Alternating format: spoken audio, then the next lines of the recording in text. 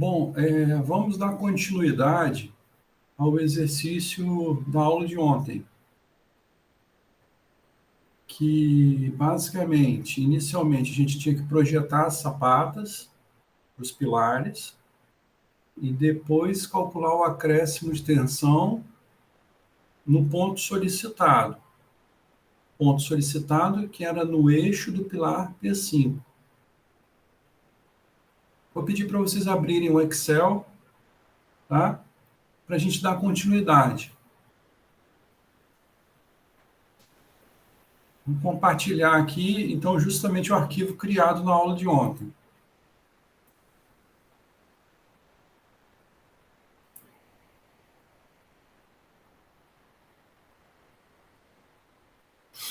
Então, aqui as sapatas, né, que foram projetadas. Eu queria mostrar só um detalhe para vocês. Uma coisa que eu disse na última aula, que essa tensão admissível aqui, ó, é a chave para o dimensionamento das sapatas, certo? Vocês notaram isso. Essas sapatas foram projetadas todas para aplicar uma tensão de 300 kPa no solo. 300 kPa, 30 toneladas por metro quadrado, ou 3 kg força por centímetro quadrado. Tá?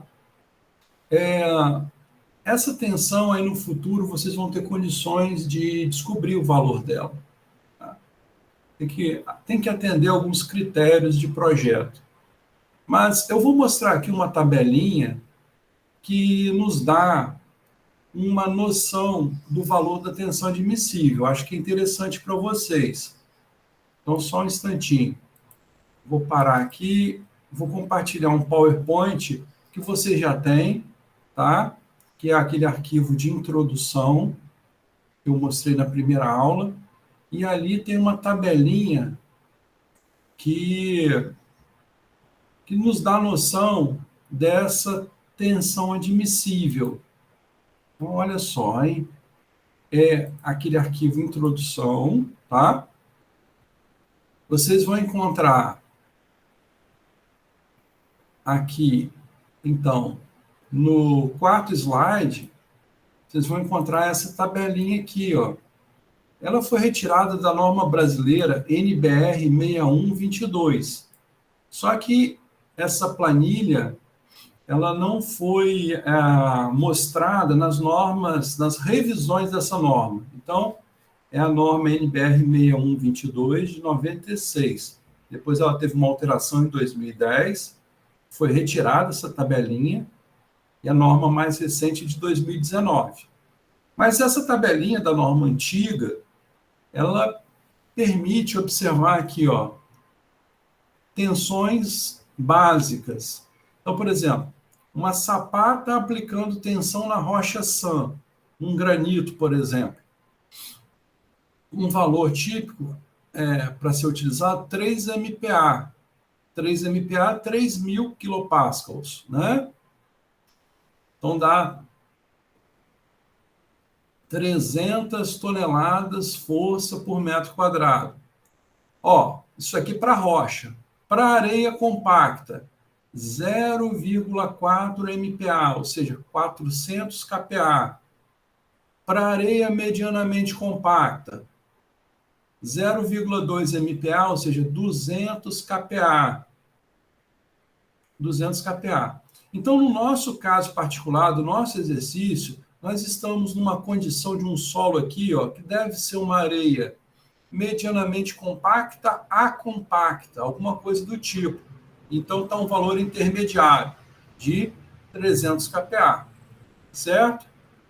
E aí tem outros valores aqui para outros solos. Veja que aqui nessa tabelinha não tem nenhum valor para argila mole ou para areia fofa. Nesses solos a gente não pode aplicar uma fundação, entendido? Então, por exemplo, ali na UFES. Na UFES, superficialmente, você já vai encontrar uma argila mole.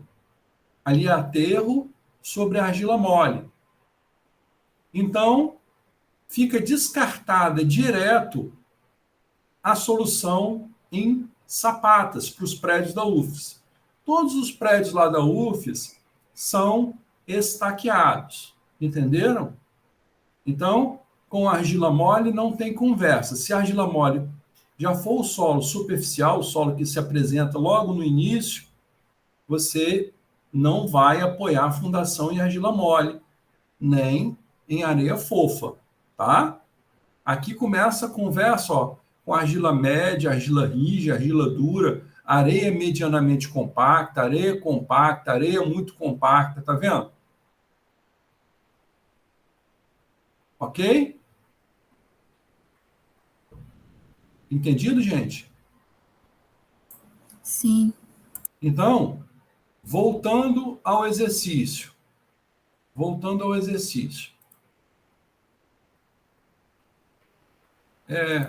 Eu estou aqui com esse boné, é porque está muito sol aqui na minha sala, entendeu? Tá feio. Mas então vamos lá.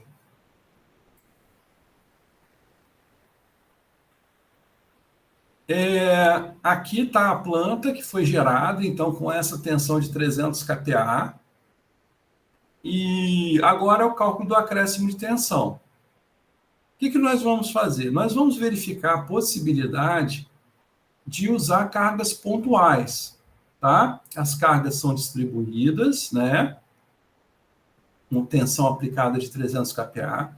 Mas nós vamos ver aquela situação onde a gente pode trabalhar com cargas pontuais e com a solução de Boussinesq diretamente.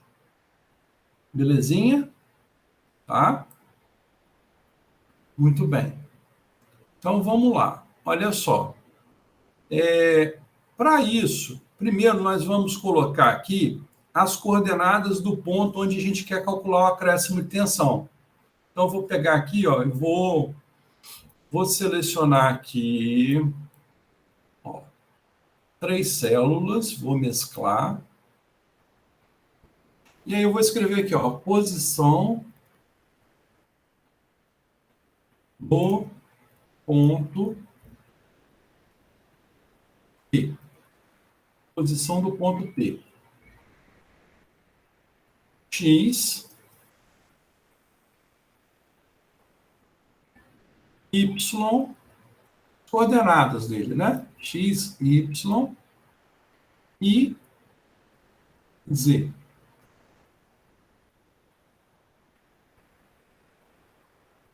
Então, aqui eu chego, vou centralizar tudo, tá?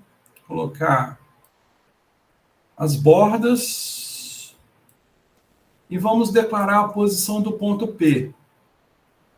Veja, ó, se a gente usar como origem do nosso sistema de coordenadas, justamente o eixo que passa pelo pilar P7, que é essezinho aqui, ó, extremo inferior, esquerdo, ó. Então, aqui nossa origem.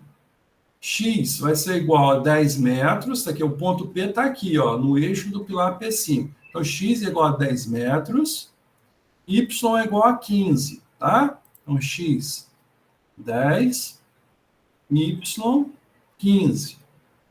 A profundidade Z solicitada no enunciado é de 13 metros. Então, vou colocar aqui 13.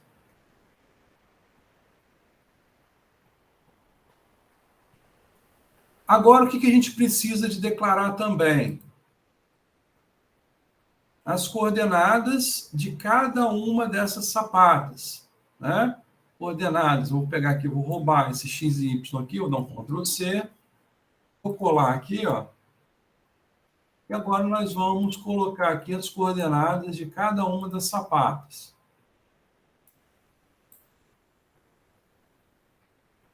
Então, vou começar lá pela sapata S1. Coordenadas x0, né? S2, coordenada x igual a 10 metros, S3, 20 metros, S4, x igual a 0, S5, 10, S6, 20 metros. S7, 0, S8, x igual a 10, e S9, x igual a 20 metros. Agora em Y. Em Y, ó, S1, S2 e S3 estão a uma distância de 30 metros. Então, vou colocar aqui 30. 30. 30. S4, S5 e S6 estão a 15 metros. 15, 15 e 15.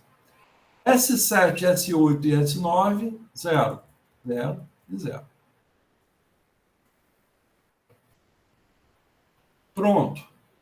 Agora, vamos calcular todas as distâncias radiais para o ponto de interesse. Então, eu quero todas as distâncias radiais para o ponto P, que está aqui, né, no eixo da sapata S5. Então, vou escrever aqui Rzinho, metros. Vamos calcular isso, né? Já temos as coordenadas. Então, vai ficar igual a quanto? Ó, igual raiz, abre parênteses novamente, x1 menos x2 ao quadrado, mais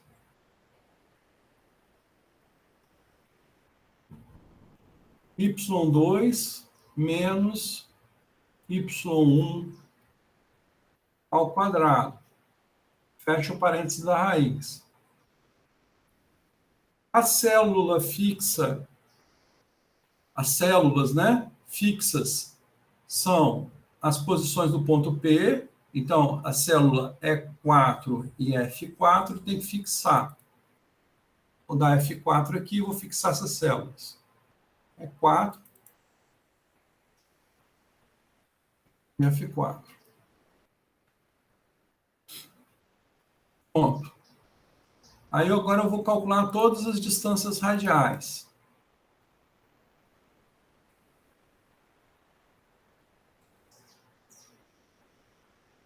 Certinho? Beleza?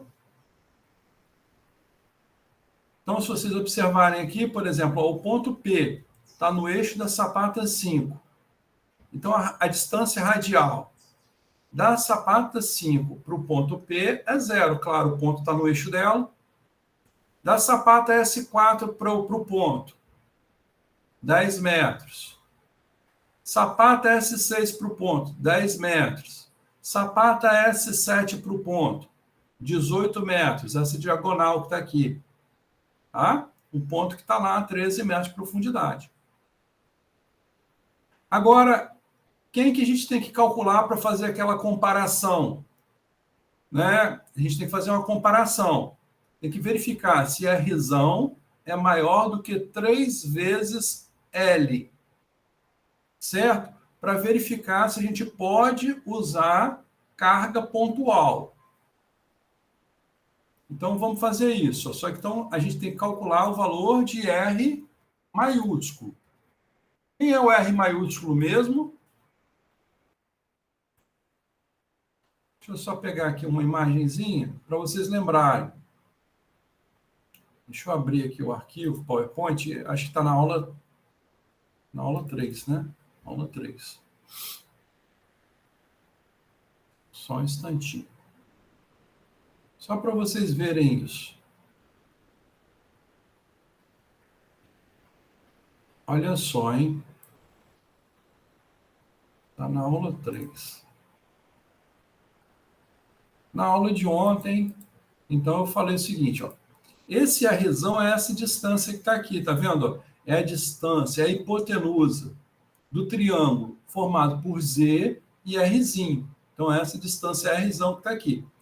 Se Rzão for maior do que 3 vezes L, aí eu posso converter a carga distribuída em carga pontual, usar diretamente o Boussinesq, sem prejuízo para o meu cálculo.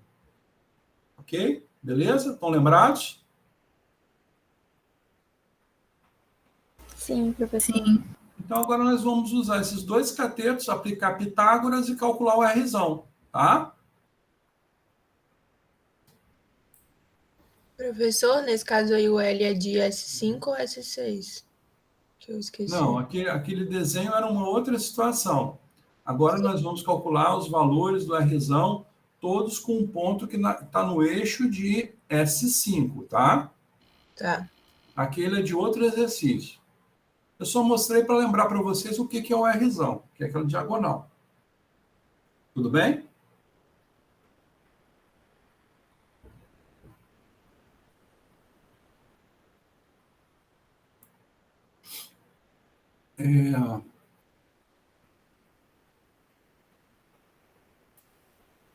Então, beleza, aqui, ó. Então, o Rzão, nós vamos pegar aqui, ó, igual raiz de os dois catetos, né? Um cateto é o Z ao quadrado, mais o Rzinho ao quadrado. Fecha parênteses. Evidentemente que o Z é o mesmo para todas as sapatas, então eu vou fixar o valor aqui do G4, né? Fixar a célula, vou dar um F4 aqui, tá certo? Então tá aqui, ó. 22,23 metros. Posso arrastar, tenho todos os valores de Rzão. Esse valor de Rzão eu vou comparar com 3 vezes L, tá? Então, 3 vezes L, vamos multiplicar por 3 a maior dimensão da sapata.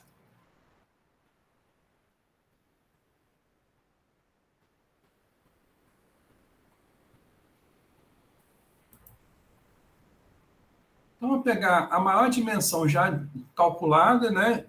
Que foi dimensionada na aula de ontem, e multiplicar por 3. 3 vezes L. Está aqui o L, ó. Vocês estão vendo que para essa primeira sapata S1, ó, a distância Rzão para o ponto P, ó, distância Rzão para o ponto P, está bem superior a 3 vezes L. Então, eu posso transformar tranquilamente a carga distribuída em carga pontual e usar diretamente o Boussinesq. Tá? Então, vamos ver aqui, ó.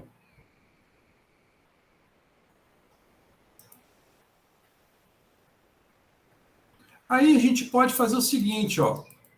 Para não ter que ficar catando onde que o Rzão está maior do que 3 vezes L, aqui está fácil, né? Aqui está fácil.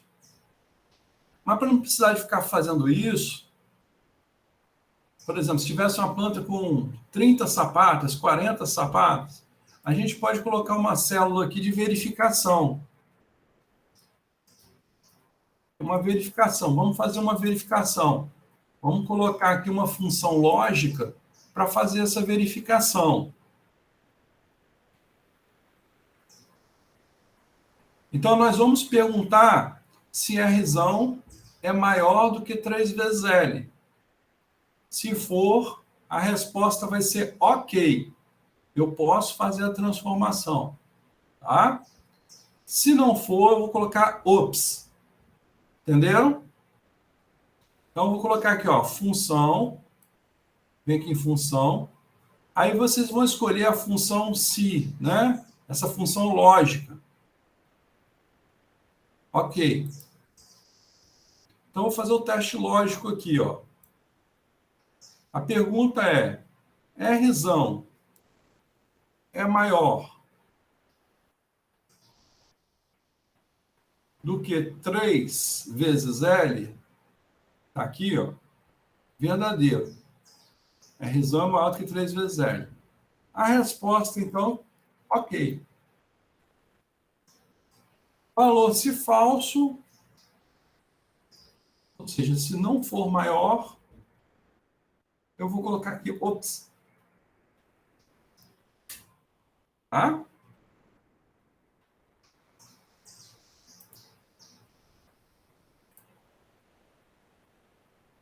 Então, agora vamos arrastar aqui, ó.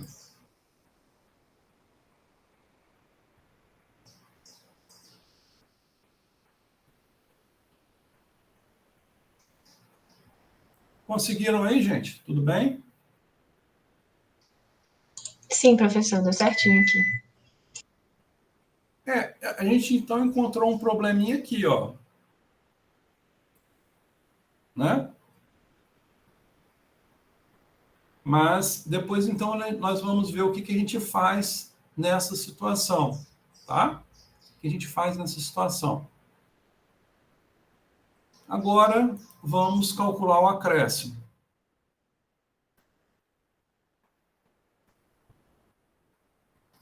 Em KPA.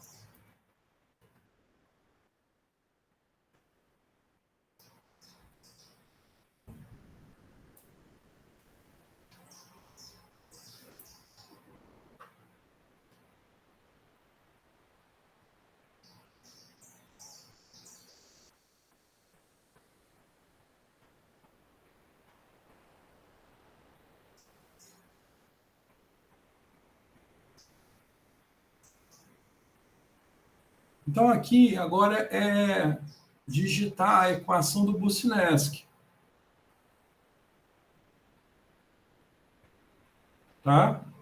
Só para vocês acompanharem, então, a equação do Boussinesq. Vou pegar aqui.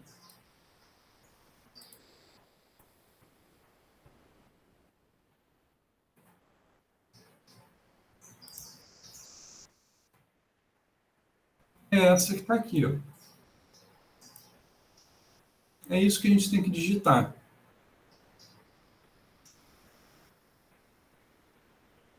Então, vou colocar aqui, ó, igual 3 vezes a carga Q.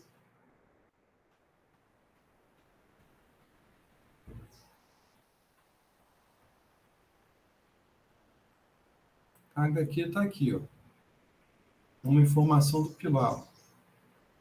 Carga do pilar. 3 vezes a carga aqui.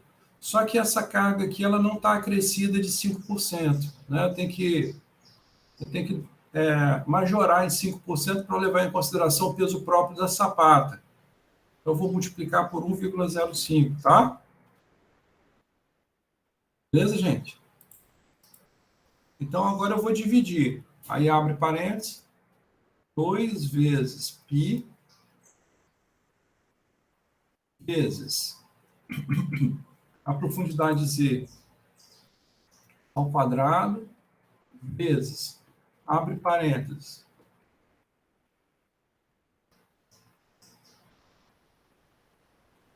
1 mais, abre parênteses novamente, Rzinho dividido por Z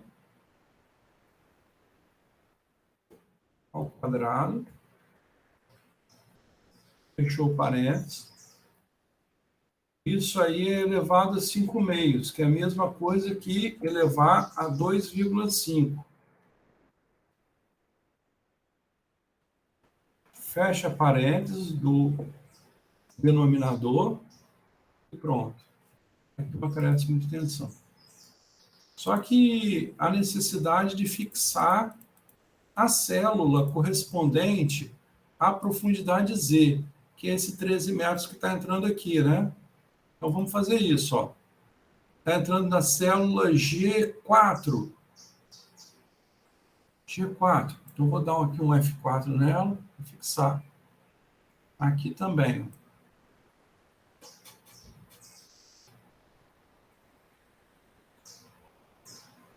O resto tudo varia, né? Só o Z que é o mesmo. Então, agora eu chego aqui, ó, arrasto. E tenho todos os acréscimos calculados. No entanto, esse aqui, ó, esse aqui deu ops, eu vou deletar.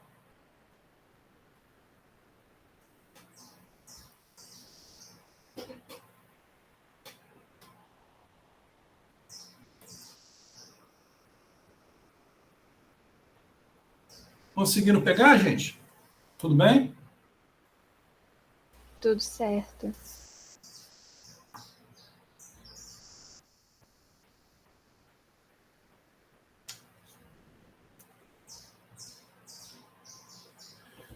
Maravilha. E aí, o que a gente faz para calcular o acréscimo de tensão que a sapata S5 gera no ponto P?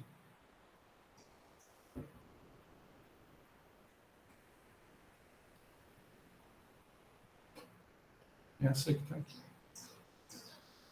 Vocês têm duas opções. Ou vocês usam o Newmark direto, ou continua com essa linha de raciocínio das cargas pontuais. Mas para usar carga pontual, continuar com essa mesma linha de raciocínio que está aqui, vai ser necessário dividir essa sapata de maneira fictícia, né? Lógico, em 4 partes, né? Então, fisicamente, ela vai ser um elemento único, tá? Mas nós vamos fazer uma divisão fictícia em 4 partes. Que eu mostrei para vocês isso na aula de ontem, né? Na aula de ontem. Então, se vocês olharem que foi mostrado ontem, o que nós fizemos com a sapata S5? Nós dividimos em 4 partes, e aí, ou seja, em 4 cargas pontuais, onde cada carga pontual é 1/4 da carga que está chegando no pilar. Certo? E então, essas cargas pontuais, elas ficam com essas dimensões aqui, ó, 229,5 centímetros por 172. Então, a maior dimensão dessa área menor é praticamente 2,3 metros. 2,3 metros. A distância radial Rzinho fica 1,434, que é essa diagonal que está aqui, e o Z é igual a 13 metros. Então, se você fizer o cálculo do Rzão, vai dar Rzão maior do que 3 vezes L, que no caso agora é quase 2,3 metros. 3 vezes 2,3. Certo?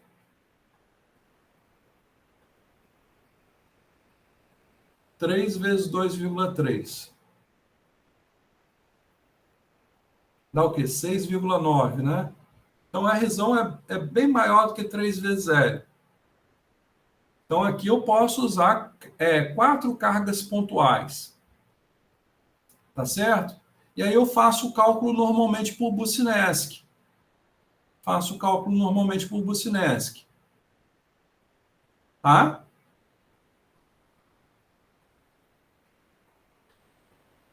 Então, se eu fizer aqui, ó, o cálculo por Bucinesc, nesse caso, com 4 carguinhas pontuais, como é que ficaria? Só vou arrastar aqui a equação e vou fazer uma modificação. Ó. Essa aqui, então eu vou fazer uma modificação nela. Tá? As 4 cargas pontuais é 1/4 dessa carga que está chegando no pilar. Então, vou multiplicar por 0,25, ó, ponto 25. Tá? 1/4. A distância é Rzinho, quanto é? Aqui, ó, essa distância aqui, 1,434. 1,434. Aí, se eu colocar aqui Enter, vai ficar o acréscimo de tensão que uma carga pontual gera nesse ponto. O que está faltando? Multiplicar por 4, porque estou dividindo em 4 cargas pontuais idênticas. Então, eu chego aqui, ó, e coloco 4 vezes, pronto. Tá? Ficou 12,95 que eu mostrei na aula passada. Agora sim, ó. Agora beleza. Vou pegar e vou somar isso aqui tudo.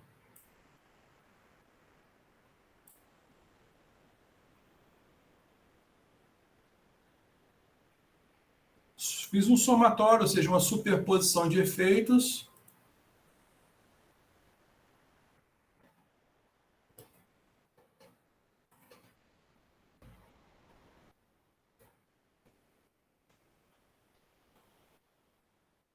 Está aqui o resultado.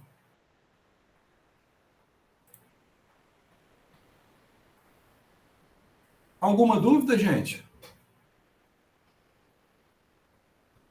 Então, qual é o acréscimo de tensão que a obra gera no ponto situado no eixo da sapata S5, a 13 metros de profundidade, 21,44 kPa.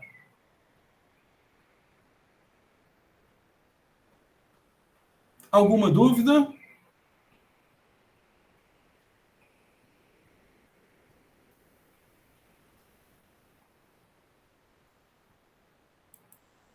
Então, pode salvar isso aí, o exercício terminou, né? Vamos salvar.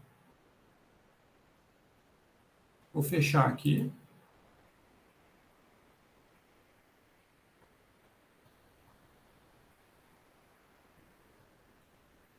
Legal, né? Então, ficou já... Vocês já sabem calcular o acréscimo de tensão que uma obra em sapatas gera em um determinado ponto. Depois a gente vai usar isso para cálculo de recalque.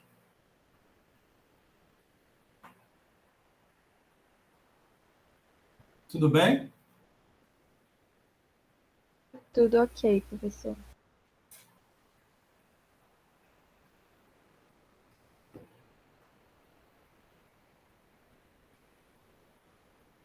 Vamos fazer mais 2 exercícios desse assunto antes de passar para o próximo, que é cálculo de recalque.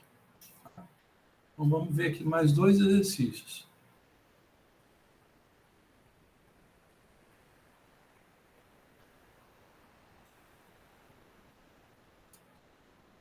Olha só esse exercício agora. Calcule acréscimos de tensão em 2 pontos, A e B, situados, respectivamente, a 5 metros e a 10 metros de profundidade, na projeção do centro de uma área quadrada com 50 metros de lado e com uma carga uniformemente distribuída de 40 kPa. O que seria isso? Pensa o seguinte, é uma carga grande, tá vendo? 50 metros por 50 metros. Imagina um aterro, tá? Um aterro com 2 metros de espessura vai dar essa tensão aqui, ó, de 40 kPa, vai aplicar isso aqui no solo. Então, um aterro é uma área com grandes dimensões aqui, ó, 50 por 50, um aterro com geometria, então, de um quadrado, 50 por 50, aplicando uma carga de 40 kPa, ou seja, um aterro com 2 metros de espessura sobre um solo. E aí eu quero calcular o acréscimo a 5 metros de profundidade e a 10 metros de profundidade. Tá? Evidentemente que eu vou usar o Newmark. Concordam comigo? Newmark. Agora, como o ponto está no centro da projeção, está na projeção do centro da área carregada, o que eu tenho que fazer? Qual o artifício que eu tenho que tomar para usar o Newmark?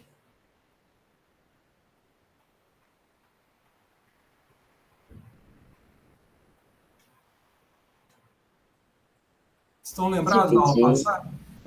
Dividir em áreas fictícias e depois multiplicar por 4. 4 áreas fictícias, né? 4, dividir por 4. O pontinho vai estar na projeção do vértice de cada uma dessas 4 áreas.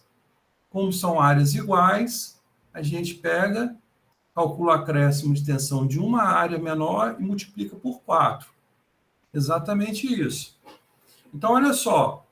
Se o carregamento tem 50 por 50, a quarta parte vai ter dimensões 25 por 25, né?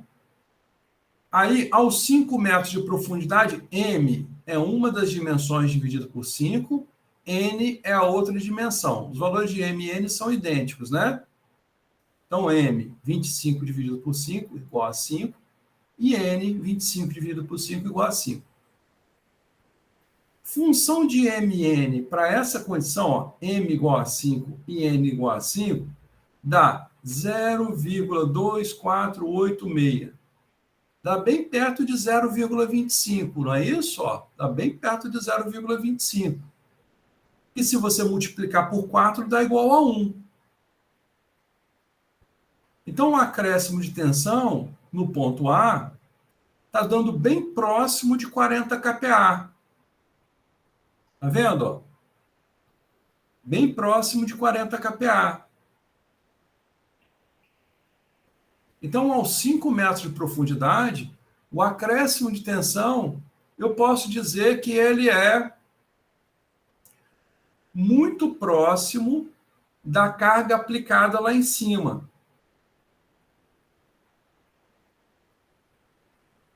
E se eu fizer isso para os 10 metros de profundidade, ou seja, com M e N igual a 2,5, aos 10 metros de profundidade, também a função de MN vai ficar perto de 0,25, e aí acaba que o acréscimo de tensão também fica perto dos 40 kPa. Então, quando o carregamento tem uma área muito grande em relação à profundidade, tá certo? A gente pode considerar que o acréscimo de tensão é igual à carga aplicada lá em cima.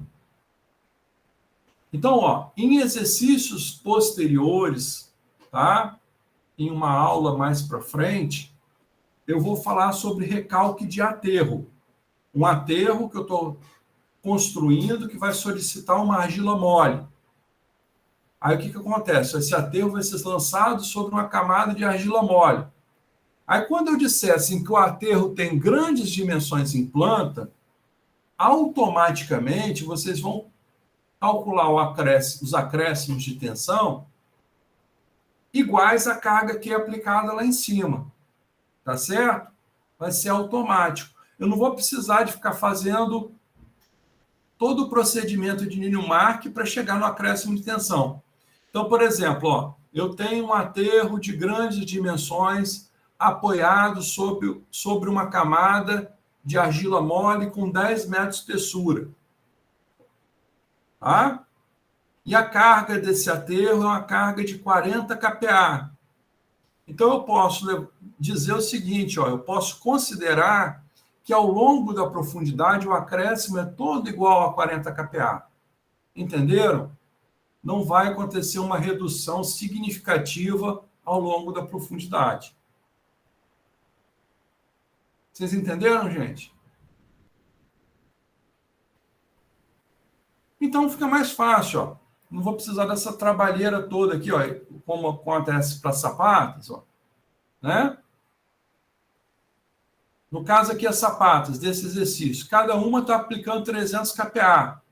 Está chegando quanto lá embaixo, no eixo que passa pelo centro da sapata? Nós acabamos de calcular.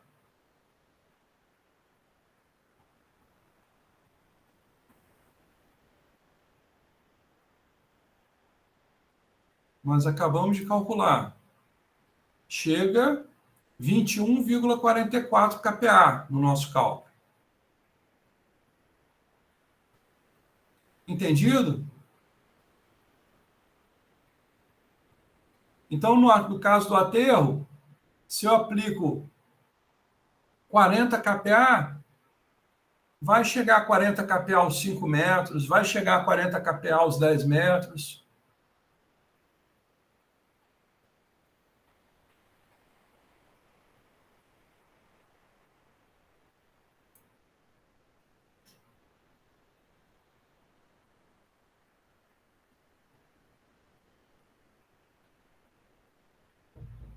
Muito bem, vamos adiante. Mais um exercíciozinho agora, só que agora, nesse caso, a carga distribuída vai ser aplicada em uma área circular. Tá? Então, o Newmark ele desenvolveu a integral para uma área retangular.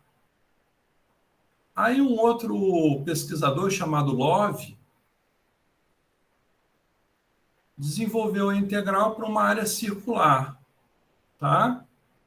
Calculando o acréscimo de tensão, não na borda, como foi o caso de Newmark, mas no eixo da carga circular, no centro. Então, um acréscimo de tensão máximo.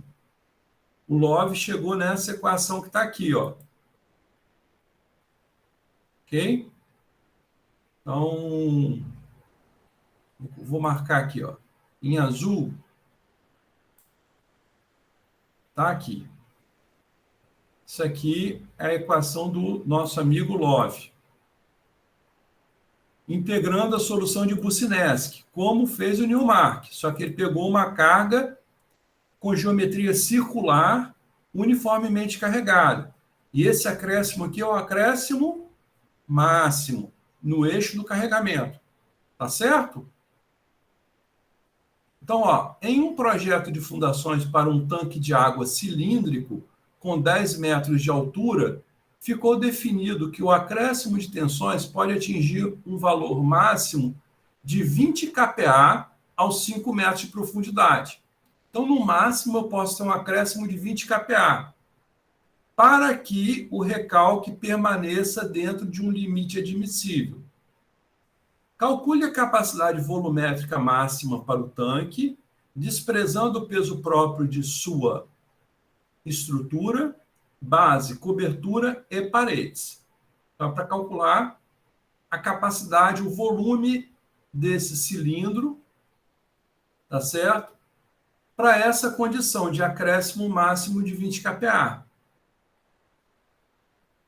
Então, no caso aqui, ó, se vocês olharem, eu tenho já o valor do acréscimo, que eu posso aplicar a 5 metros de profundidade no solo. Tá? Já tem o valor de acréscimo. A tensão Q que é aplicada pelo cilindro é fácil de calcular. Ele vai ter 10 metros de altura e vai ser preenchido com água. Então, qual é a tensão aplicada? Qual é a tensão aplicada pelo cilindro, desprezando o peso próprio de base, cobertura e paredes?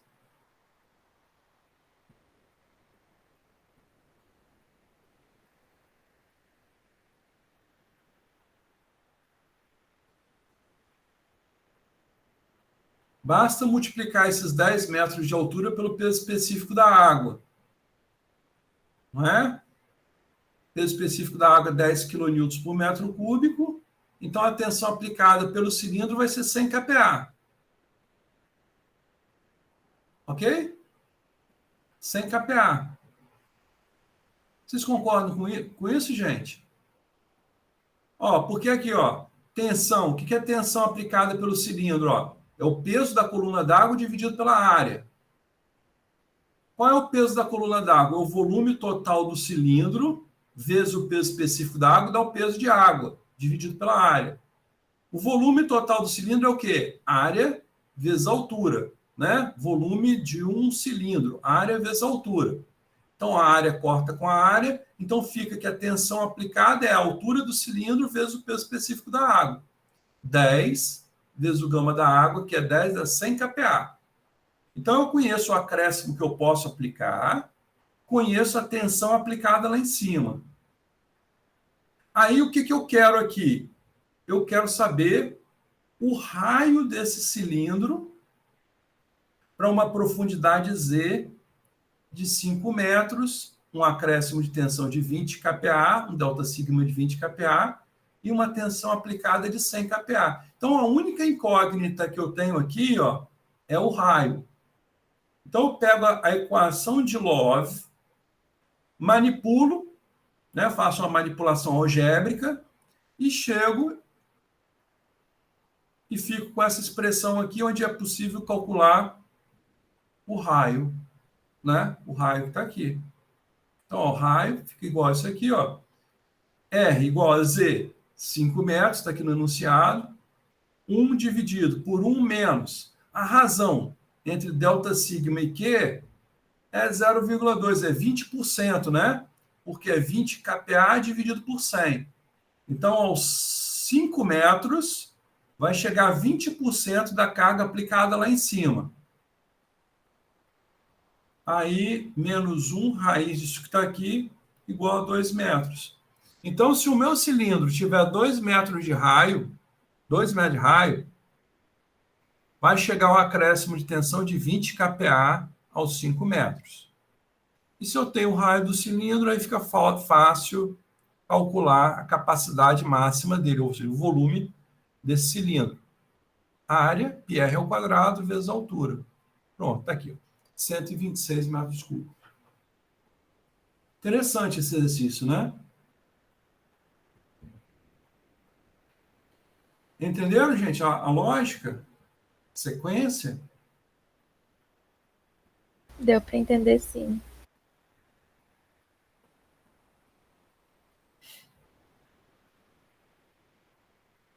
Muito bem, gente.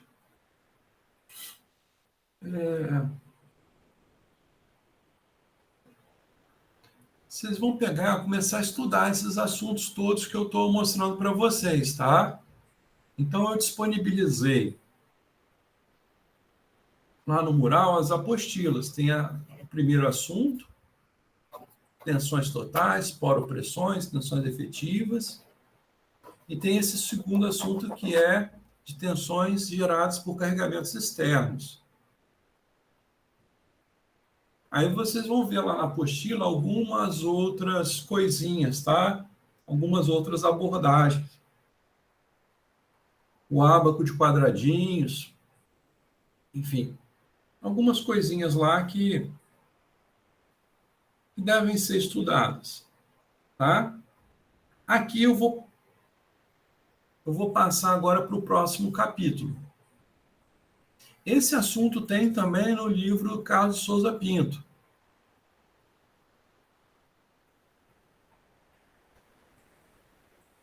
E esses exercícios que eu mostrei todos estão nesse livro que está aqui.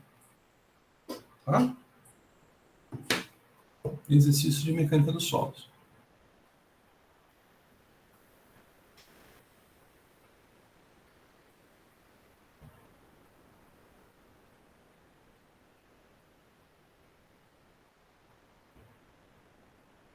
Que, inclusive, eu estou pensando aqui em sortear um para a turma.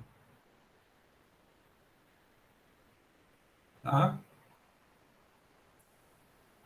Depois eu vou fazer um sorteio no Excel. Beleza?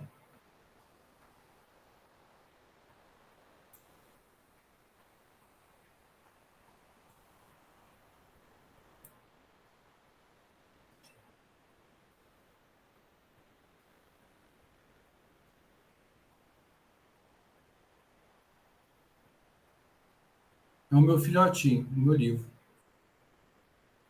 Tem 3 filhos, né? 2 que me dão trabalho e o livro que não me dá trabalho nenhum.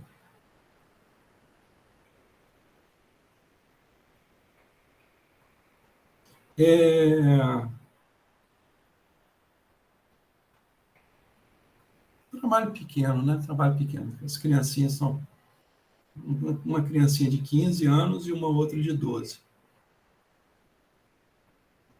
Mas vamos lá. E o meu livro que é recém-nascido, né? Ele nasceu em maio.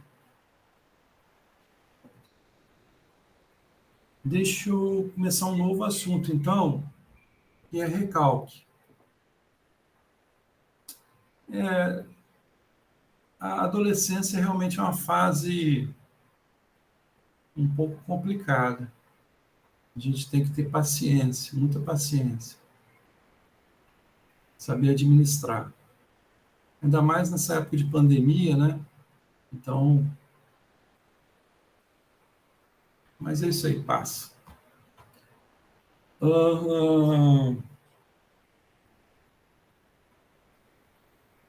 vamos para um assunto novo. Aula 5 já está disponível no mural da turma. Já coloquei aula 4 e aula 5. Aqui, ó. Então, nós vamos falar sobre recalque nessa aula 5.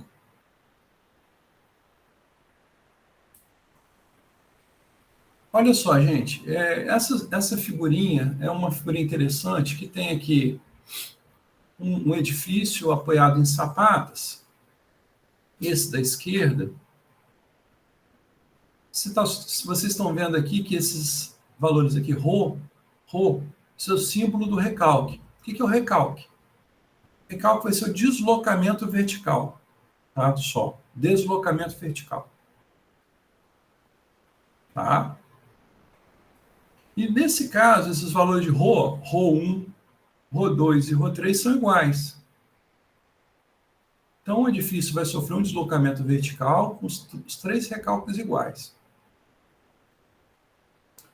Bom, se o recalque for significativo, se esses recalques forem significativos, isso aqui vai ser ruim, assim, do ponto de vista de instalações. Por exemplo, eu tenho uma instalação hidráulica aqui com a rua, tá? Que ela pode romper, enfim. Do ponto de vista estético também vai ser ruim, né? Tem que fazer algumas adaptações, tá? Se os recalques forem significativos. Mas, se eles forem todos iguais, eu não tenho uma redistribuição de tensões na estrutura. Se eles forem todos iguais. Agora, se eles forem diferentes, olha só, o recalque 2 está maior do que os recalques 1 e 3. Recalque 2 maior do que o recalque 1 e maior do que o recalque 3. Aí isso aqui promove uma redistribuição de momentos fletores, de esforços cortantes. Tá? E essa redistribuição pode provocar isso que eu coloquei aqui no desenho, ó, que são trincas. Geralmente essas trincas elas têm uma inclinação de mais ou menos 45 graus, apontando para os pontos menos recalcados, ó, apontando para esse pilar da esquerda e apontando para o pilar da direita. Tá certo? Então, abrindo aqui, ó, no sentido do maior recalque. O fato, gente, é que, tipicamente, na esmagadora maioria das vezes, os recalques são diferenciais. Raramente a gente tem essa situação de recalque todo por igual, tá? Raramente isso aqui. Então, tipicamente, os recalques são diferenciais. Tá? Olha, essa figurinha aqui mostra um edifício inclinado. Isso aqui é um outro problema grave, né? Um outro problema grave associado a recalque diferencial. Por quê? Porque tem um ponto de vista estético aqui, a estrutura inclinada parece que ela vai tombar. Então fica muito desagradável, né? Então, do ponto de vista visual, isso aqui é péssimo. É o caso que nós vimos dos prédios de Santos. Lembram lá, da primeira aula? Os edifícios inclinados de Santos? Então, péssimo. A gente tem que evitar ao máximo que isso aconteça com um projeto adequado de fundações. Mas por que os recalques são tipicamente diferenciais? Veja que duas situações, ó. Essa da direita está bem assim, intuitiva, bem clara. A camada de argila mole tem espessura variável. Então, aqui do lado onde ela é mais espessa, o solo que é muito deformável, sofre um recalque maior do que do lado onde ela está com menor espessura, ou até desaparece. É uma heterogeneidade que pode acontecer em um solo sedimentar marinho. Né? Tá? Então, essa figura da direita aqui fica bem claro o problema. A figura da esquerda, figurinha da esquerda, mostra que existia uma duna antigamente aqui, ó, essa vermelhinha aqui, ó, essa em formato de onda, isso aqui era uma duna de areia. Lembra lá de Itaúnas, né? Aquelas dunas com espessura variável. Só que essa duna foi removida, ou por transporte eólico, ou alguém chegou aqui e escavou, né? Ou foi transportada pela natureza ou pelo homem. Enfim, foi retirada daqui. Quando esse solo é retirado, todo o solo que estava aqui solicitado por essa duna que existia anteriormente, ele fica com diferentes deformabilidades, tá? Então, essa argila mole que está aqui, vamos colocar ela em foco, no eixo que passa pelo ponto A, ela fica menos deformável do que no eixo que passa pelo ponto B, porque antigamente ela tinha uma solicitação maior, passando aqui, ó, na altura do eixo que passa pelo ponto A. Então, no eixo que passa pelo ponto A, ela era mais alta, comprimiu mais esse solo antigamente do que no eixo que passa pelo ponto B. Então, essa heterogeneidade, não de espessura, mas de deformabilidade, vai também motivar recalques diferenciais. Entenderam, gente? Então, os solos, de uma forma geral, eles vão se apresentar com certa heterogeneidade. E outra coisa, mesmo se eles fossem totalmente homogêneos, tá? Existiria acréscimos de tensões diferentes. Então, o que a gente espera normalmente, a nossa expectativa, é uma expectativa pessimista que os recalques serão recalques diferenciais. Beleza? E, então, em um projeto de fundações em sapatas ou em radier, tá? A gente tem que tomar um cuidado especial. Qual é o cuidado? Calcular esses recalques. Então, lá na etapa de projeto, antes da construção do edifício, lógico, na etapa de projeto, eu estou aqui fazendo os meus cálculos com base em mecânica dos solos para chegar no valor do recalque. Eu estou fazendo uma previsão do que vai acontecer. Aí, se esses recalques forem altos no meu cálculo, acima de um valor admissível, ou seja, tolerável, aí eu vou passar para uma outra fundação, tá? Uma outra solução, que pode ser estaquear a minha obra. Beleza? Então, olha só. Esse recalque que nós vamos aprender hoje, como calcula, é chamado recalque edométrico. Tá? Vocês vão entender por quê. Recalque edométrico. E eu vou fazer essa abordagem toda dentro de um exercício. Então, no contexto de um exercício. Nós vamos desenvolver esse exercício. Dentro dele, eu vou desenvolver toda a teoria. Então, o exercício está aqui, ó. Estime o recalque máximo da camada de argila mole a muito mole, mostrada na figura 2.1, essa figura que está aqui. Esse perfil aqui nós já estudamos ele na semana passada, tá? Esse perfil aqui já foi estudado. A camada de argila mole a muito mole, ela está aqui, ó, entre as cotas menos 10 e menos 20. Então, ó, estime o recalque máximo da camada de argila mole a muito mole, solicitada pelo edifício de 15 pavimentos. Esse que está aqui, que também já foi estudado.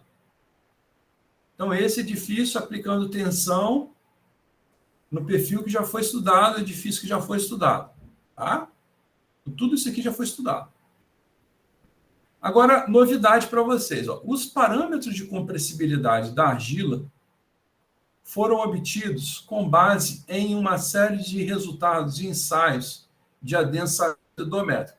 Essas informações aqui ainda vocês não sabem direito o que é, mas vão entender bem. Tá? Então, ó, os resultados desse ensaio são apresentados no gráfico mostrado a seguir. Tem-se os valores médios dos parâmetros de compressibilidade correspondente a ensaios em corpos de prova moldados a partir de amostras retiradas do meio da camada de argila, ou seja, retirada da cota -15. Então, olha só, eu fui lá no campo, tá? Fiz uma perfuração, chegou no meio da camada de argila mole, retirei uma amostra indeformada, uma amostra perfeitinha, teoricamente, tá? Que isso é impossível. Mas vamos dizer que eu fui lá e retirei da camada de argila mole um solo bonitinho, levei para o laboratório e ensaiei, tá? E os resultados do ensaio a gente vai mostrar daqui a pouco. Beleza? Então, ó, resumindo, o solo estava lá quietinho, tá? O solo estava lá quietinho, bonitinho, essa série de camadas. Aí, eu quero construir um edifício de 15 pavimentos, essa figura da direita, nesse solo, tá? É o edifício, ó, 15 pavimentos apoiados na cota -2. Aqui. Aí, o que eu faço? Ó, eu preciso de calcular o recalque dessa camada de argila mole é muito mole.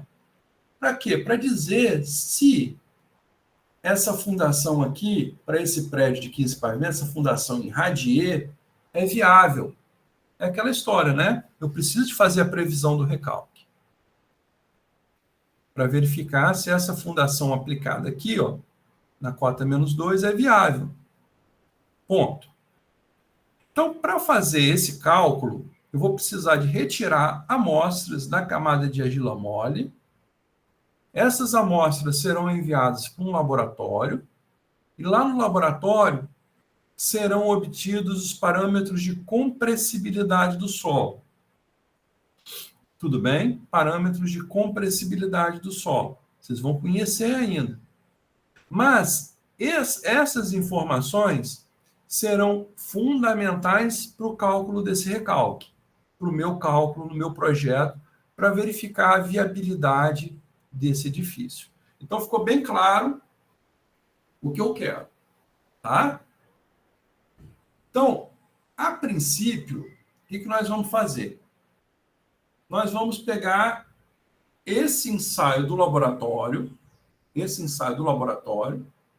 vamos desenvolver uma fórmula para cálculo do recalque. E depois vamos aplicar isso. Vamos lá. Ó. Então, agora vamos focar no ensaio do laboratório. No laboratório, o solo ele vai ser colocado dentro de um anel. Então, o solo chega lá no laboratório, eu vou moldar esse solo dentro de um anel, tá certo? Um anel cilíndrico. Então, esse solo ele vai ficar dentro desse anel, tá? E aí, depois, eu vou transferir o solo que está dentro do anel para uma célula chamada célula de adensamento, que é essa célula que está aqui, que tem uma pedra porosa saturada na base, uma pedra porosa saturada no topo. Entre as pedras porosas e o solo, eu tenho ainda um papel chamado papel filtro, que não vai permitir que o solo penetre nas pedras porosas. Tá? Esse solo que está aqui nessa condição aqui lá no laboratório, ele vai ser submetido a uma série de carregamentos. Então, eu vou aplicar carga. Tá? E vou acompanhar o deslocamento vertical desse solo. Ou seja, eu vou acompanhar os recalques desse solo com o carregamento aplicado. Tudo bem, gente? Então, basicamente, eu vou fazer um ensaio no laboratório, onde eu vou solicitar o solo e acompanhar os deslocamentos dele. Esse deslocamento ele vai ser só um deslocamento vertical, porque o solo está dentro de um anel, ele não tem possibilidade de se deslocar de maneira horizontal, tá certo? Então, ele só vai se deslocar na vertical. Esse deslocamento apenas na vertical é o que a gente chama de recalque unidimensional, ou também chamado de edométrico, ou seja, sem deformação horizontal. Esse nome, edométrico, do latim, quer dizer sem deformação horizontal, apenas deformação vertical.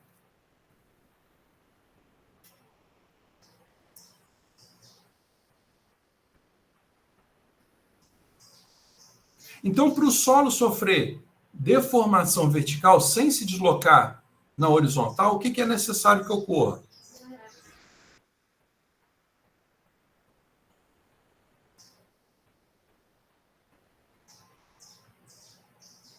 Pensem bem, o que tem que acontecer para o solo se deslocar, sofrer recalque?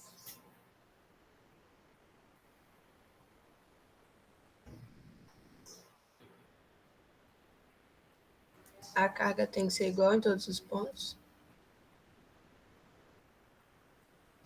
A carga? Não, a resposta não está na carga.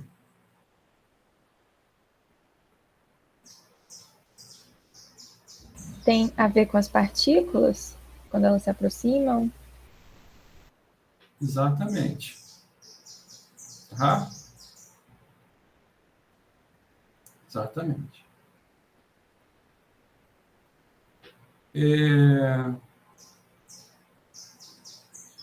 O que acontece? Se o solo ele não pode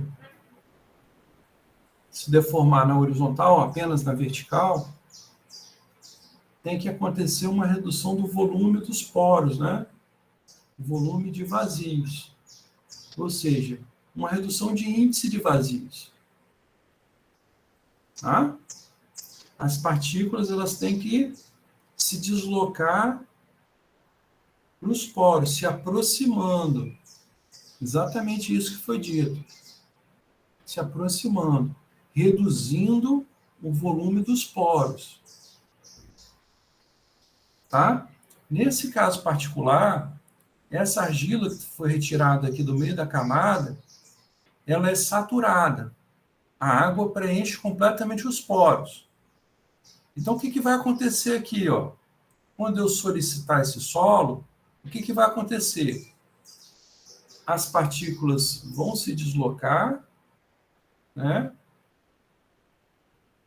para os poros, vai solicitar a água, vai falar assim, ó, água, dá licença, né? Dá licença. E aí a água vai ter que fluir, né? Que a água é incompressível. A água vai ter que fluir para onde? Para essas pedras porosas que estão aqui.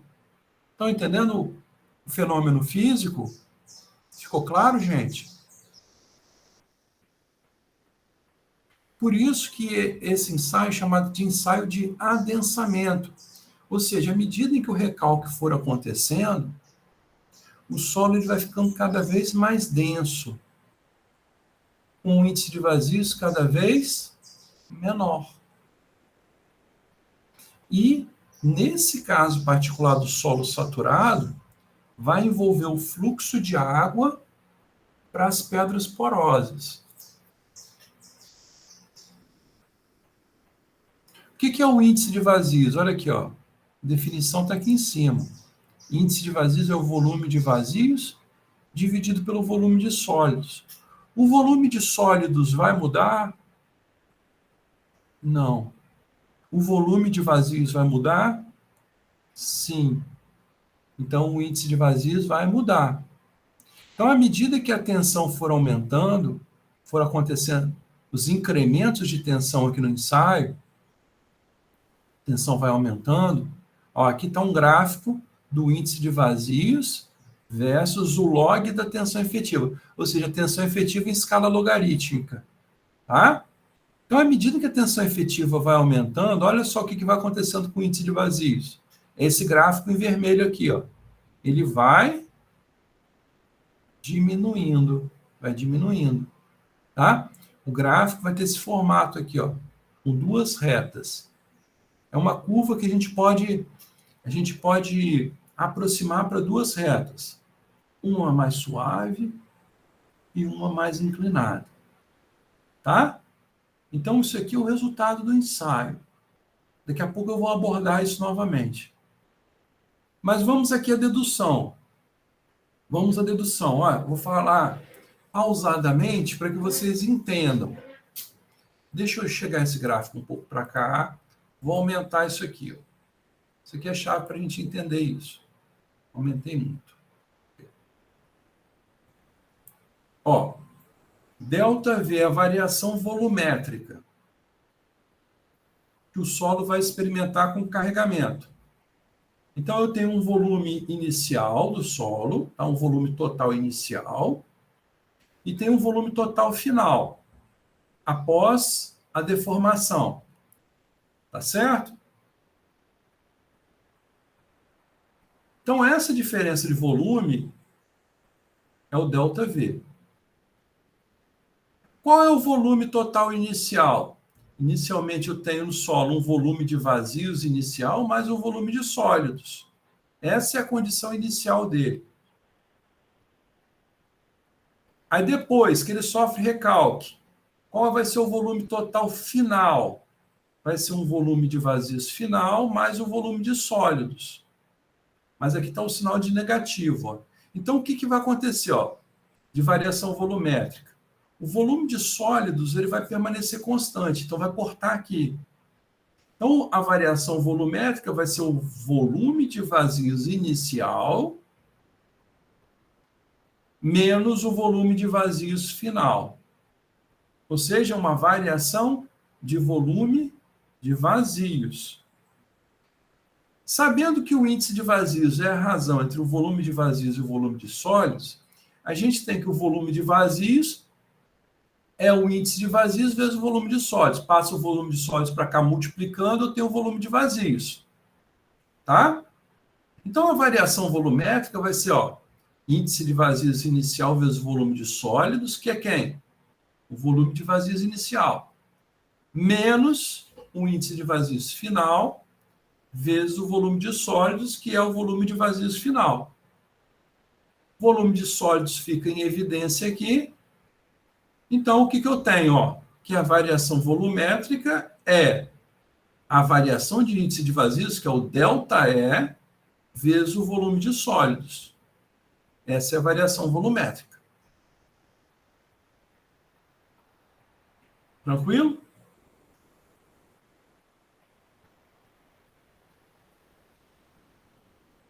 Tá?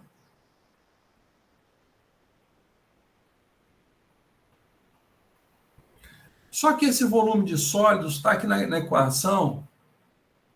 Vamos melhorar um pouquinho essa equação, tá? Vamos mudar um pouquinho essa equação. Não quero que esse volume de sólidos fique na equação da variação volumétrica. Então, se vocês observarem geometricamente, o volume total inicial do solo, aqui, ó, é a área vezes a altura inicial dele. É a espessura inicial dele vezes a área da seção transversal. Concorda? A área de um cilindro vezes a altura dá o volume do cilindro. O volume total inicial. Área da base vezes a altura. Em termos de índices físicos, é o volume de sólidos mais o volume de vazios. O volume de vazios que nós já vimos, que é o índice de vazios vezes o volume de sólidos. Índice de vazios inicial. Então, a gente tem que, ó, que área vezes altura é igual ao volume de sólidos vezes 1 mais o índice de vazios inicial. E aí o volume de sólidos fica igual a área vezes altura dividido por 1 mais o índice de vazios inicial. Está aqui. Então, esse volume de sólidos aqui, ó, essa expressão nós vamos substituir dessa de cima que está aqui. Ó. Então, ó, variação volumétrica é ΔE vezes o volume de sólidos, que é área vezes espessura inicial dividido por 1 mais o índice de vazios inicial. Está aqui. Ó. Nessa marcada em azul, a parte esquerda da equação. A parte direita é o quê? A variação volumétrica que o solo experimenta é o quê? É o recalque, o quanto ele vai se deslocar vezes a área, né? Geometricamente é isso. Então, aqui a área vai cortar, do lado esquerdo e do lado direito ela aparece, corta. Nós temos uma equação para o recalque. Olha que legal. Olha que legal. O recalque, ρ, então vai ser a espessura inicial do solo, vezes a variação de índice de vazios que ele vai sofrer, dividido por 1 mais o índice de vazios inicial.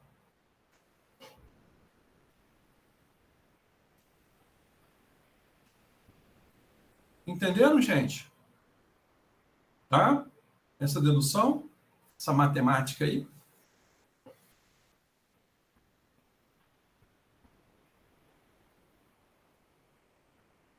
Então, eu tenho uma expressão para o recalque aqui, ó, com base nessa análise do ensaio, né? Do ensaio.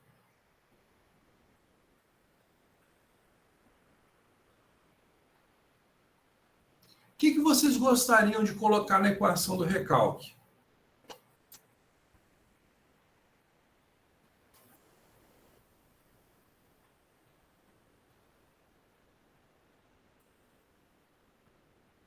Como assim, professor? O que vocês gostariam que tivesse na equação do recalque lá? O que vocês acham pertinente, importante?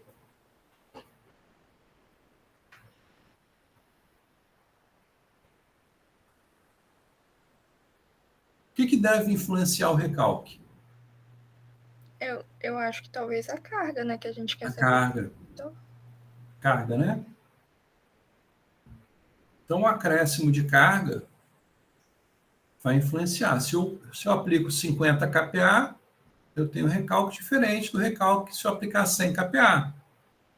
Então, Giedre falou aí já uma coisinha que influencia no recalque, que é o acréscimo de tensão.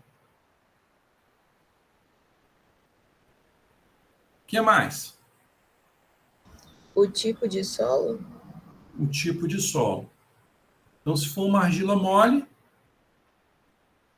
com um acréscimo de 50 kPa, ela vai sofrer um recalque diferente de uma argila dura com o mesmo acréscimo de 50 kPa.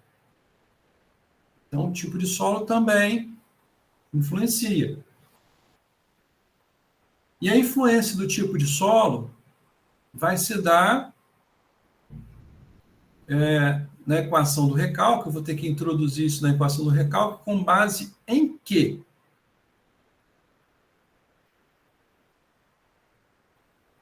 Com base em quê? Pensem bem. No índice de vazio?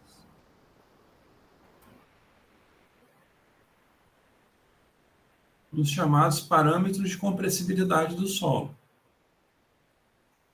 Então, por exemplo, vamos pegar uma coisa que vocês já devem estar habituados.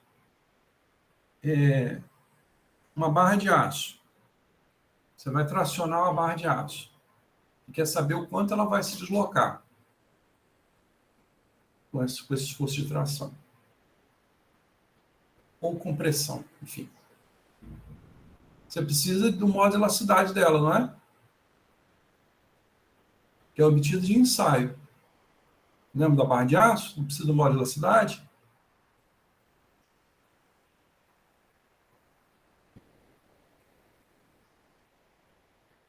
Aplica a lei de Hooke, não é? Barra de aço, gente. Já viram isso em alguma matéria? Sim, ótimo. Graças a Deus. Deus é bom. Vocês já viram isso. Aqui, a gente não vai trabalhar com a lei de Hooke, tá? O solo ele tem um comportamento diferente. Então, o que seria correspondente ao modo de elasticidade lá para calcular o deslocamento da barra de aço vão ser os chamados parâmetros de compressibilidade que nós vamos conhecer. Tá, então, ó, Giedre falou que precisa do acréscimo de tensão. Bianca Botafoguense falou que precisa da compressibilidade do solo, características do solo. O que mais que vamos precisar? Faltando uma coisinha, um ingrediente aí, para calcular o recalque.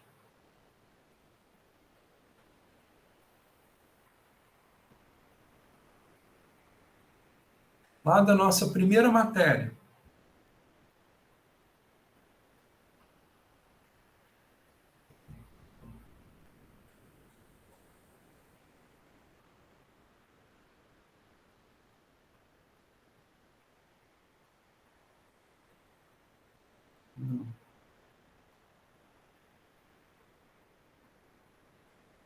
Tensão efetiva. O que eu falei lá desde o início, se a tensão efetiva mudar,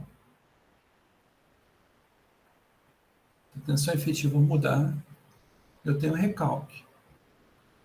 No caso do solo, ele tem um comportamento que eu preciso da tensão efetiva inicial dele, ou seja, a tensão efetiva antes da solicitação. Então, ó, eu vou precisar de conhecer a primeira matéria, que é cálculo de tensão efetiva. Vou precisar de conhecer a segunda matéria, que é cálculo de acréscimo de tensão. Tudo interligado. E vou precisar de informações do solo, que são os parâmetros de compressibilidade, que são extraídos de onde? Dos resultados do ensaio. Então, vamos voltar para o PowerPoint.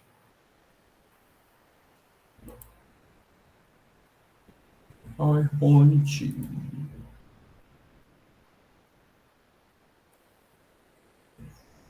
Então, a nossa equação, nós paramos nisso aqui, ó. Agora, olha só. Como que se comporta esse ΔE, essa variação de índice de vazios lá no ensaio? Como é que vai se comportar? Tá? Vamos ver aqui, ó.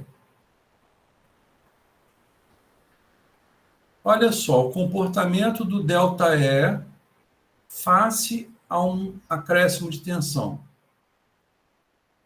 Tá? A curva é essa curva que está aqui, ó. Cada argila, cada solo vai apresentar uma curva dessa. Então, cada ensaio vai revelar uma curva dessa. É como se isso aqui fosse uma assinatura do solo. É como se fosse a impressão digital do solo. Cada solo vai ter uma curva dessa que está aqui. Os solos argilosos têm essa curva bem assim, caracterizada. Os solos arenosos nem tanto, tá? Então, nossa equação é essa, e a variação do índice de vazios, ΔE, vai se dar aqui, ó, com esse comportamento. A gente pode dividir, então, olha só, esse ΔE, essa variação de índice de vazios, em duas partezinhas. Um ΔE1, ΔE2. O ΔE1, tá vendo, é bem menor do que o ΔE2, aqui nessa figura. ΔE1 está acontecendo aqui ao longo de uma reta mais suave, nós vamos chamar de reta de recompressão. Esse termo ainda vocês vão entender o significado físico dele. Por que recompressão? Por que desse nome? O ΔE2 vai acontecer ao longo dessa reta mais inclinada, chamada de reta virgem. Vocês vão entender também por que reta virgem. E a transição entre essas duas retas é esse sigma''P, ó, essa tensão de transição. A gente vai chamar de tensão de pré-adensamento. Também tem o seu significado físico. Então, olha só. O solo está com a tensão efetiva inicial, sigma''I, com uma condição inicial. Chega alguém e aplica uma carga, um ΔΣ, que vai fazer esse sigma''I se transformar em sigma''F, tensão efetiva final. Então, o que é a tensão efetiva final? Sigma''I mais ΔΣ. Tá? Então, eu tenho aqui um estado inicial de tensão efetiva inicial, aplico um acréscimo de tensão, a tensão efetiva é conduzida para um valor final. Nesse caso particular desse desenho, esse valor final ficou maior do que a tensão de pré-adensamento. Tá? E dessa forma, eu vou ter variação de índice de vazios 1 e variação de índice de vazios 2. Perfeito, gente? Tudo bem? Entendido? Aqui, ó, nesse caso particular do exercício, a tensão de pré-adensamento ó, é 180 kPa, obtida do ensaio. Transição da reta de recompressão para a reta virgem. A inclinação da reta de recompressão, ó, tangente de α1, é chamada de coeficiente de recompressão, que nesse caso particular é 0,1. A inclinação da reta virgem, α2, tangente de α2, é chamado coeficiente de compressão, que no caso particular é 0,9. Veja, então, que a reta virgem tem uma inclinação muito maior do que a reta de recompressão. E a transição entre as duas está aqui, ó, tensão de pré-adensamento. Vamos aqui, então, à dedução. Ó. Aqui na linha de baixo, presta atenção na linha de baixo. ΔE é ΔE1 mais ΔE2. Tá? Então, vamos primeiro pegar o ΔE1. Olha esse triângulo aqui de cima. Ó. Tangente de α1. Tangente de α1. Tangente é o quê? Cateto oposto dividido pelo cateto adjacente. Então, é ΔE1. Tá certo? Dividido pelo log de sigma' P menos log de sigma' I. Porque aqui está em escala logarítmica. Então, repetindo, ó. Tangente de α1, geometria, é ΔE1 dividido pelo log de sigma' P menos o log de sigma' I. Tá? Então, ΔE1 vai ser o quê? Olha só. Tangente de α1 vezes log de sigma' P menos log de sigma' I. Primeira parcela, ΔE1. Com a mesma linha de raciocínio, o ΔE2 do segundo triângulo que está aqui, ó, vai ficar tangente de α2 vezes log de sigma' F menos log de sigma' I. Sigma' F, log de sigma' F, menos o log de sigma' P, desculpe, log de sigma' P, desse triângulo que está aqui, ó, o segundo triângulo. Então, eu tenho aqui ΔE1 e ΔE2. A subtração entre logaritmos é o log da divisão. Então, ó, tangente de α1, como eu disse, é o coeficiente de recompressão, vezes o log de sigma' P dividido por sigma' I, é o que está aqui, ó, log de sigma' P menos o log de sigma' I. Matemática, né? Mais tangente de α2 é o chamado coeficiente de compressão da reta virgem, síntese C. É o log, síntese C, vezes subtração entre logaritmos, log de sigma' F, que é isso aqui, ó, dividido por sigma' P. Sigma' F é sigma' I mais delta sigma, tá? Então, tá aqui. Eu tenho agora um ΔE, que é isso que está aqui. Vou substituir essa informação na informação que está marcadinha aqui em azul. Aí fica a expressão aqui, ó, essa que eu estou marcando. Recalque inicial vezes ΔE dividido por 1 mais o índice de vazios inicial, tá? Então, ó, fica a espessura dividido por 1 mais o índice de vazios inicial vezes o ΔE, que é tudo isso que está aqui. Agora, vamos ver o que está entrando na equação do recalque. Olha só o que está entrando. Está entrando a tensão efetiva inicial? Sim, está aqui, ó, sigma' I. É aquela antes do carregamento. Está entrando o acréscimo de tensão? Tá. Está aqui, ó, delta sigma. Está aqui. Está entrando características do solo? Sim. A tensão de pré-adensamento, o coeficiente de recompressão e o coeficiente de compressão, todos os três são obtidos de onde? Do ensaio, em um determinado solo, com uma determinada curva. Tá? Então, tenho aqui todas as informações que vocês falaram que são pertinentes, que são necessárias para o cálculo do recalque. Entendido, gente? Sim. Tranquilo?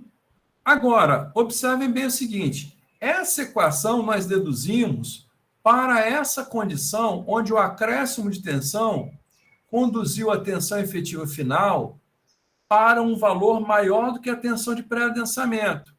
Então, eu tenho aqui um recalque de recompressão e de compressão virgem. Tenho ΔE1 e ΔE2. Agora, imaginem o seguinte: se o acréscimo de tensão fosse pequenininho e a tensão efetiva final fosse menor do que a de pré-adensamento, eu teria só uma variação de índice de vazios ao longo da reta de recompressão. Concorda comigo? Só uma variação de índice de vazios ao longo da reta de recompressão. E aí, o recalque seria um recalque apenas de recompressão.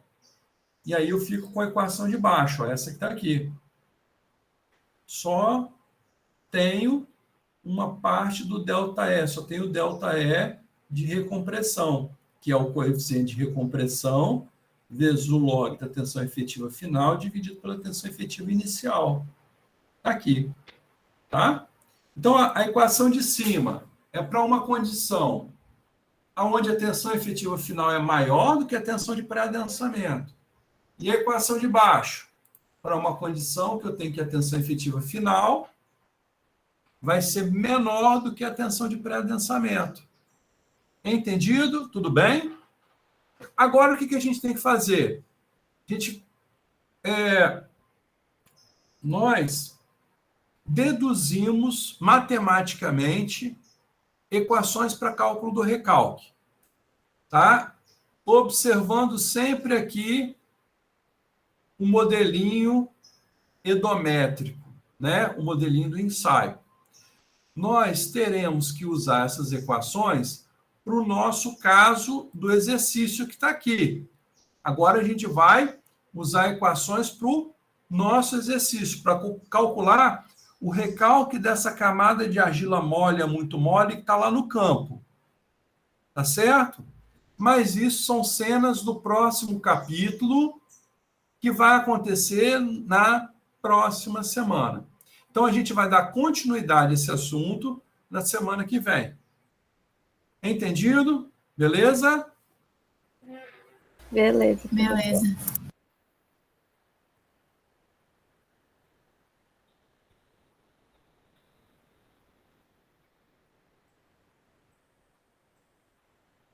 Vou parar de gravar.